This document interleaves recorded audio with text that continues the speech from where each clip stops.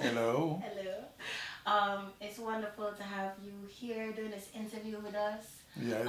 Could you tell us a little bit about yourself, where you come from, and a little bit about your family as well? Well, I came here in 1961, August. I can't remember what date it was, but it was 1961. And then I got a job in August after the August holiday. We're working for this steel firm called Morrison. I was there doing a bit of laboring until I started to do some welding. They call it auger bits welding, you know. And then I started that one, and then I leave there, and then I went to Stonington College just for about 6 months. We're learning engineering, and then when I leave there, I uh, I go to Padley's, and they were doing a bit of forging there. You know, I stay there for a bit, and then when I leave there, I come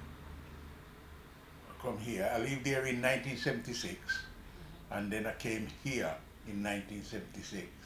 Okay. Right. But before then, you have to go back a little bit more.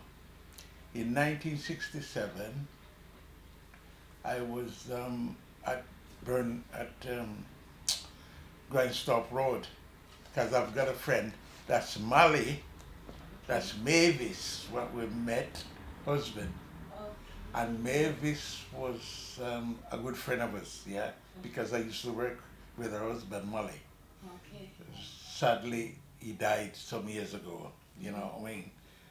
And then after that, when I leave from up there, I took the shop over for not a long, just a short while. And then I came down, I was doing a bit of part-time down at this man, they call him Donkey Man. Watch out. Okay. Across the What were you road. doing? What were you doing down at Donkey Man's? No, yeah, when I was at Padley's, I do it there in the evenings. Okay. Yeah, in the evening when I come from Padley's during the day, I do that in the evening. All right. You know what I mean? So I used to cut people here in the evening when I come. Okay. Yeah, And things this like was that. down at Donkey Man's. Yeah. Gotcha. Yeah, yeah, You yeah. hustle hard, man. I was around, you know what I mean? So Yeah. what I did, I do there, and then, as I said, when I leave Donkey Man, that's when I go to Padley's, actually, yeah. And then I leave Padley's and come here. Okay. When I started, I didn't get any funding for now because I didn't ask for anything. You know what I mean? You quite independent. It was a little bit of money, you know what I mean? But the little bit of money I've got, I was able to get the chair from where I was working at the shop at Grindstop Road. So I bring the chair here. Wow. You know what I mean? Yeah. So, and what I did, I just do what I can, and do what little fix up you could do at the time, because you know it wasn't a lot of money, Yeah. you know, and I don't know if could have get any money, Yeah. but I didn't ask for any, you But know. I think that's typical of Jamaican people, just Caribbean people. You take your hand and turn fashion. That's right. You don't you want to be independent, and you don't like ask people, and they say, you know what I mean. Oh yeah. And then you didn't know much. You didn't know much about that. You know what I mean? So what happened was we do things for ourselves. You know what I mean? So when we do things for ourselves, Yeah. you go and do it. you know, ask nobody for anything because sometimes you're scared they might say no, Yeah. whatever, you know what I mean? Yeah. And that's where I started, you Alright. know, Wayne, and Yeah. I bought my house, take my time, pay for it, and so on. My missus were doing little part-time work at hospital, you know. So things wasn't easy because things were very cheap, Yeah. you know. Yeah. Go back to the in the 60s when I came here. I remember the first wages was £4. How much could £4 buy at the time? You still want more, but you would have to work longer time to get maybe £7 or £8, you know. Maybe working, some people used to work 12 hours, Wow. right, in a firm to get about £13 a week. And they have, you know, I mean, work from Monday till Friday. And at £13 a week, yeah, again. That's right. You have a family to feed. That's right. That's a lot. I remember when I was working at Padley's, and I used to do a bit of what you call it, piecework. And the piecework what I was doing, the first time I get £13. Yeah, £13. And that time I've got actually three of them kids already. Yeah. And I remember we get paid in the afternoon. And I was feeling my pocket like that if the envelope still in my pocket to bring it home to get £13. Oh, exactly. You You know? have to just check sometimes. That's right. You know, if it's still there, because you know, £13, that's a lot of money. And I imagine the hours you have to work for just That's to earn right. that amount You as know? well. So things wasn't very easy, but you know, sometimes you say, oh, it's selfish, but it's not selfish. You want to do things for yourself. And I didn't get anything or claim. I get 1 week money from signing on, and that was only £1.80 a week. Wow, okay. Yeah, £1.80, and I get 1 week pay before I start work. And since then, I never stop. Never again. I never stop. I keep on going, do my little things, get on with people. Well, as I say, I've got lots of friends. A lot of them passed away now, but a lot still around, you know what I mean? Because I don't like to be selfish, you know. I just like to get on with people and things like that, yeah? Because even some of the guys them what I didn't know before, they see me, we say hello, and then we keep on saying hello, you know? So was England, you know, your expectations before you come over? Right, because when I came, because we learned the English language home, it wasn't too bad for us. You know what I mean? Because actually we know what we're coming to is actually work. You know? You could, if we apply sometimes, say you want to go to college, you know, in those days, you have to tell them everything, where you come from, this and whatever it is. And the only thing you could get back from them is we haven't got any placement. Wow, alright. Yeah? We couldn't look forward into that because there were nobody around actually say you could stick up for that, you know. So we go for a job, you know, and then they work. You know, it's only lately now you can say, oh, I want that, like you. You're younger now, you say you can go forward for that, and because if not, you can say, I can complain to such and such a people, right? We didn't have the chance of complaining to anyone. Yeah, for just take up where you can. That's right. You could go into a place and it says, oh, we don't have blacks here. And what are you going to do? Just So go away. what was that experience like then? So when somebody, because you come from Jamaica where no matter what color you are, you're Jamaican. They're not judge you by your color, but over here, so you're being distinguished. That's right. How But do you navigate that? yeah, but then again, when we used to see the white people come in Jamaica, we adore them. We give them things, Yeah. right? But it's only for a while when you come here and to see, you know, the people them say them racist or whatever it is. But we as Jamaican, we used to come more because if they say anything, we know what they're saying. Yeah. Yeah, they could say to the Asian or whatever and use it in their way and discriminating, but we used to fight for ourselves. Yeah. You know, although we don't get nothing out of it, but you protect yourself. And it's one of those values as well, which brings me on to my next question. What are some of the values that you feel you've brought over from Jamaica over to the UK? One of them is, you know, you're little but you're taller, so even though you're small, you're still strong. Big. You take an Anton fashion. Yeah, that's you know, right. and It's small, but you're big, you know. and we could defend ourselves. Yeah. You know, if some guy want to fight, you say you know how to fight. Mm-hmm. You know, but at the end of the day, when we come here, we wasn't racist against white people because we didn't use to them things. We didn't know anything about them things. Yeah. You know, because you come here to work, and as I say, when you see white people come and they want to buy anything from you, sometimes you try to give them the best things. Yeah. You know, and because your dad says or your mom says, oh, get that piece of yam, you're going at the yam heap and you pick out the best piece out of it to give them. You know what I mean? If you want a glass of water, right, you wash out the glass so clean, yeah, and then my mom and dad always said, you don't fill the glass till it's running over. You know what I mean? Yeah. So that's what happened in them time.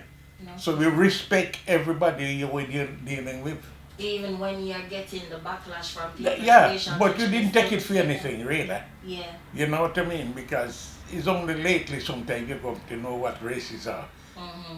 You know what I mean? Because you will never have it in your brain. Yeah. Yeah. So therefore now you didn't think about it. You just get on. Get on with what you. You have to just get on. That's right. If you go to a firm to look for a job and they say no job, you move on. Yeah, you go somewhere else. Yeah. To get a job. Yeah. Right. I used to work in, as I say, working at these few places. Yeah. And I used to get on with enough of the people them. Yeah. You know what I mean? I get on with them because if they don't mind my business, I don't mind their business. I just work, I do what they tell me to do. You know?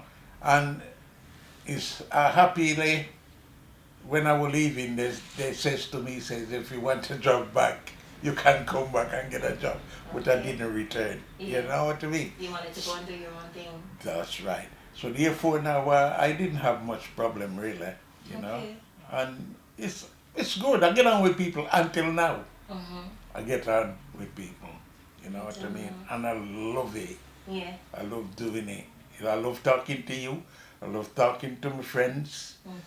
Yeah. I love talk to everybody.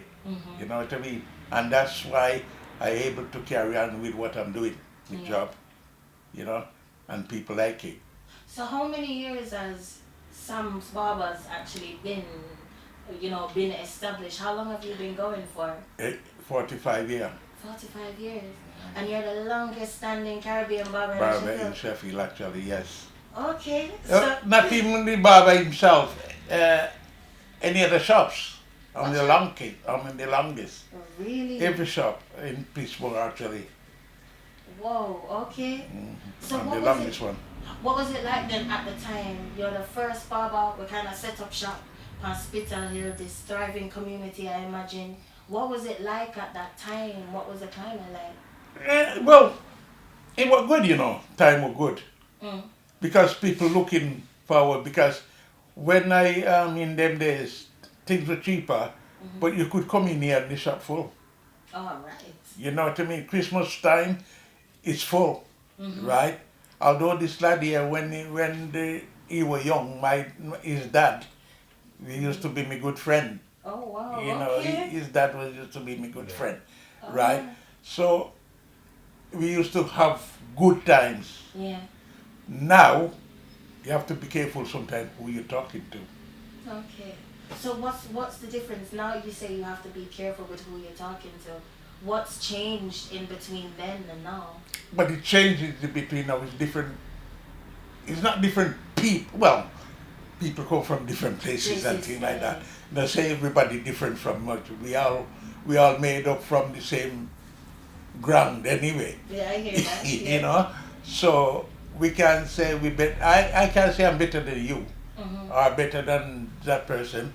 I've got to say we all same people, but some people take it and discriminate against each Yeah. other. I said to a chap one day, if take an Asian kid, a white kid, and say Caribbean or any other nation, and if you put them on floor, they are together, they only play. They don't know what color they are.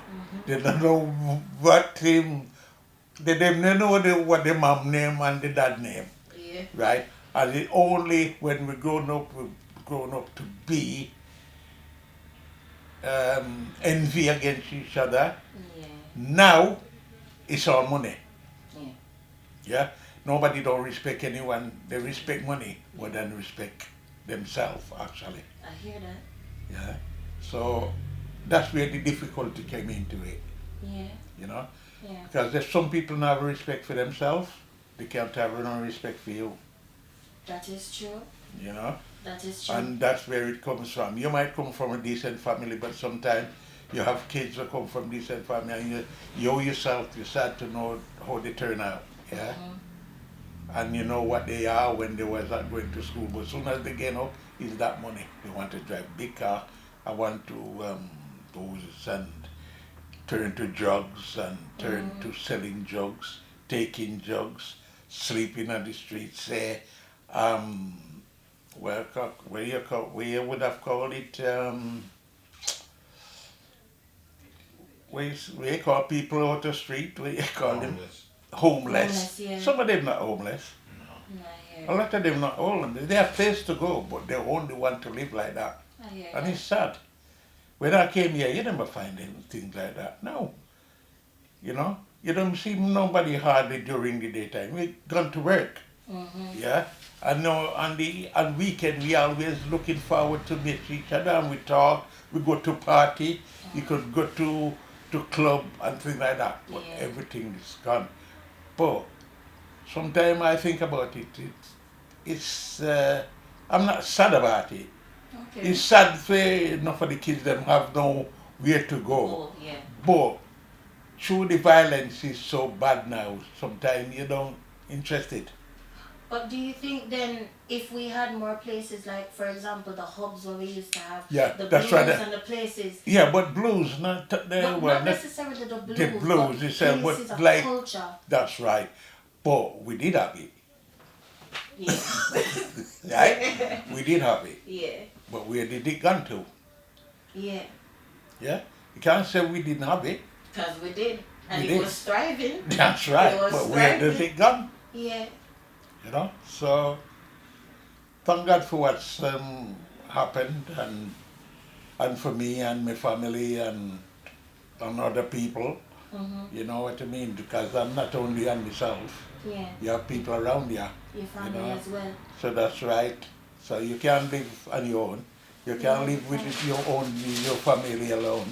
You have to try to live with other people. Yeah. You know what I mean? And that's how people get to know you. Yeah. Yeah. But you have to be open as well. That's As right. we always have been as people. And since your time kind of being in the barbering industry, pioneering the barbering industry in Sheffield, was there anybody or, any young people that you took under your wing that you passed your wisdom and your knowledge to? One. And he was a nice chap. I trained Mr. T, and sadly he passed away, you know what I mean? Yeah. But he was a nice lad.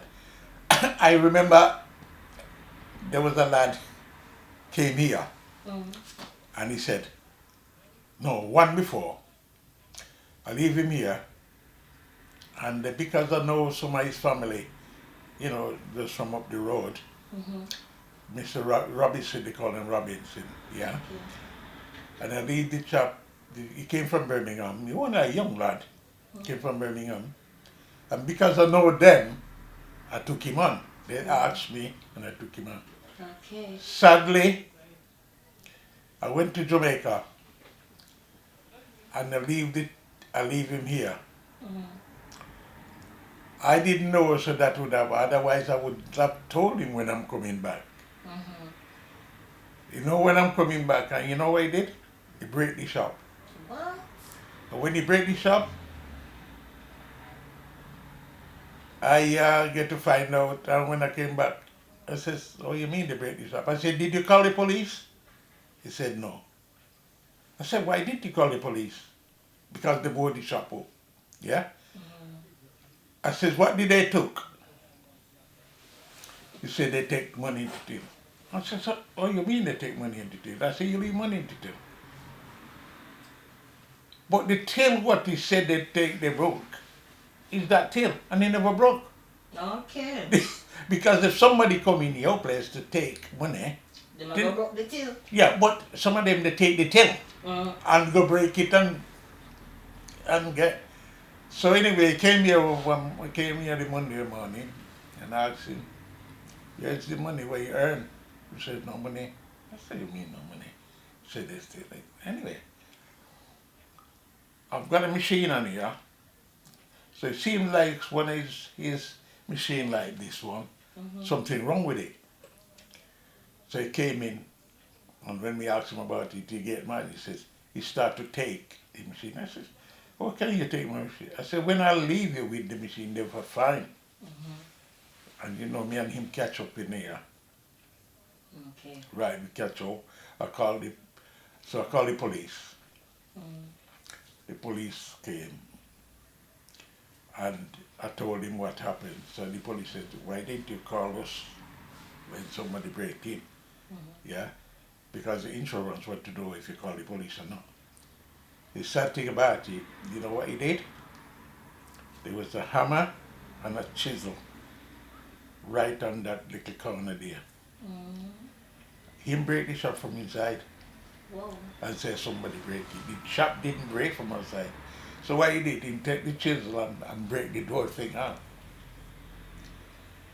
And then the police asked me if I want to take, I said, "No, I won't get anything out of it." Yeah. Right, and then he went. I take the next shop in. You were here for a little bit. And even me I go to, where did I go? Anyway, I've been somewhere out Sheffield, yeah? And I leave him here. When I came back with some money, he said, "From I leave here, he don't earn none." Somebody came here and says he come here because he's here and this guy, he's got a lot of people in, a lot of kids and things like that, and he told me nobody goes. Anyway, he left. He went to Crusoe in a white guy shop, and when he went there, he tell them, say he was working here, and I think the guy said he knows me and things like that. He gave him a job. So because they owe me some money, I phoned him up. And the guy said he's not there. The guy come back and tell me I phoned him up another day again, and the bloke says to me, says, "Oh, he's gone." He says he came there with one scissors and he was. I'm so sorry, something stuck in my throat. Okay. Yeah. I'm so sorry. Just grab some water. Yeah, drink some water.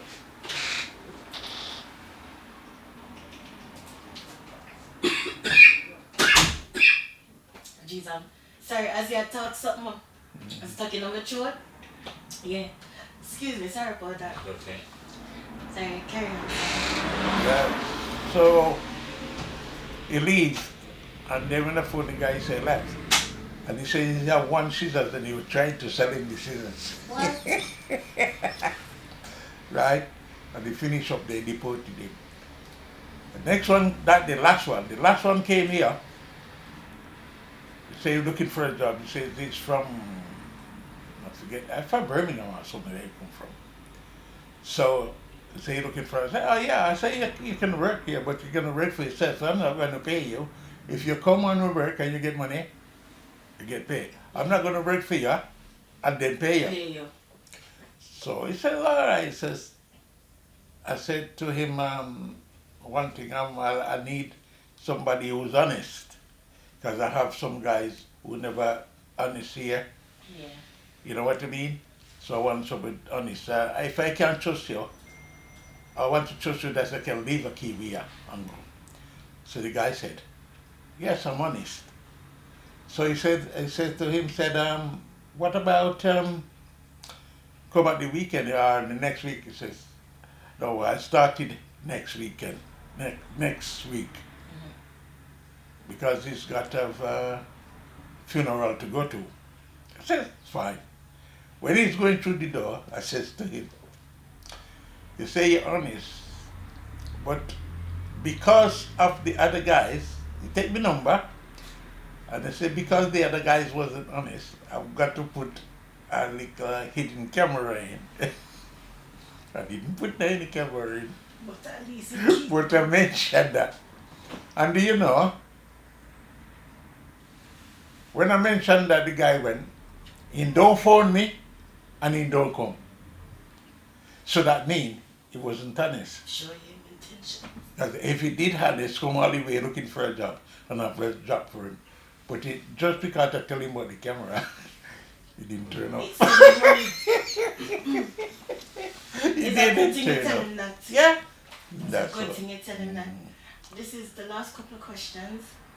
But do you feel then that the barbershop for black men in particular was a place of community? 'Cause Yeah, it the is. barbershop is more than just Yeah, it is, like because country. because sometimes if people want to hear a bit of news, They that's come where like- they come. And they come at the barbershop. So they get some good news, some bad news, but You get some news. that's right, you know, man. Some of them you got to laugh. Yeah. See, you must smile over here because you must say it's true. Yeah, some of them you got to laugh. And sometimes some of them now you just you hear it and swallow it, Yeah. because you just don't want to know. Because sometimes they talk about other people's business and things like that, but you don't want to get involved, so you make them chat till them don't. You know, only one thing: no swearing, no smoking, and no fighting. I hear that. Respect. That's right. Respect. Yeah. And with all your wisdom, with all your experiences from mentoring young people to coming from Jamaica to here, what wisdom would you leave with young people coming up? What would you want to pass on to them? What values would you want to pass on to them? Well, they have the opportunity to do things for themselves. They have college to go. We didn't have it. Yeah? A lot of them can do that for themselves. Yeah. But please, come off the street, do something, go college, or look for a job and better yourself. Laying on the street is no good. Yeah. Yeah? As for me, I came here early, I was young and giddy myself, you know what I mean? But I didn't make anything else come on top of me, Yeah. you know? And that's why I'm here, still here today.